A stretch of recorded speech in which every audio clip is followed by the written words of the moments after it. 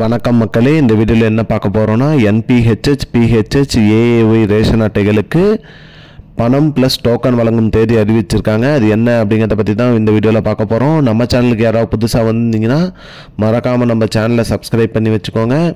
இந்த வீடியோவுக்கு ஒரே ஒரு லைக்கை மட்டும் கொடுத்துருங்க. வாங்க வீடியோக்குள்ளே போகலாம்.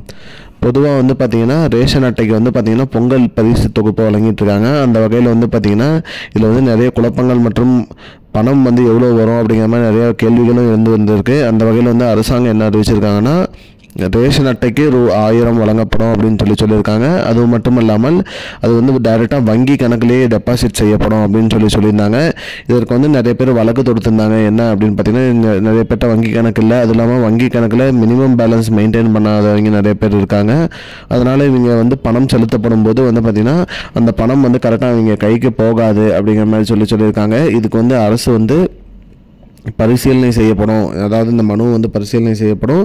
மேலும் இது ரொக்கமாகவே கையில் வழங்கப்படுமா என்பது குறித்து வழக்கு விசாரணையில் இருக்குது. அது மட்டும் இல்லாமல் அப்படி வழக்கு விசாரணை முடிஞ்சு ரொக்கமாக வழங்கப்படும் அப்படின்னு பார்த்தீங்கன்னா, இந்த மாத இறுதியில் பார்த்தீங்கன்னா டோக்கன் வழங்கப்படும் அப்படின்னு சொல்லியிருக்காங்க.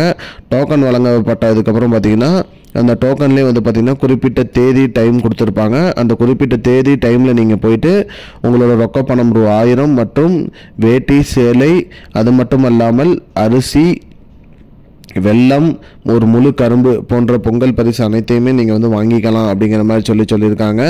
அது மட்டும் இல்லாமல் இது அனைத்துமே பார்த்திங்கன்னா அந்த வழக்கு விசாரணை முடிஞ்சதுக்கப்புறம் தான் தெரியும். இந்த பரிசு தொகுப்பு அனைத்துமே ரேஷன் கடையில் வாங்கிக்கலாம். ரொக்கம் மட்டும் பேங்க்கில் போடுறாங்களா இல்லை கையிலே கொடுக்குறாங்களா அப்படிங்கிறது இந்த மாதம் இறுதிக்குள்ளே தெரிஞ்சிடும் மக்களே. இதுதான் இப்போதைக்கு முக்கியமான பயனுள்ள தகவல். இது போன்ற பயனுள்ள தகவலை தெரிஞ்சுக்கொள்ள நம்முடைய சேனலை மறக்காமல் சப்ஸ்கிரைப் பண்ணுங்கள். நன்றி.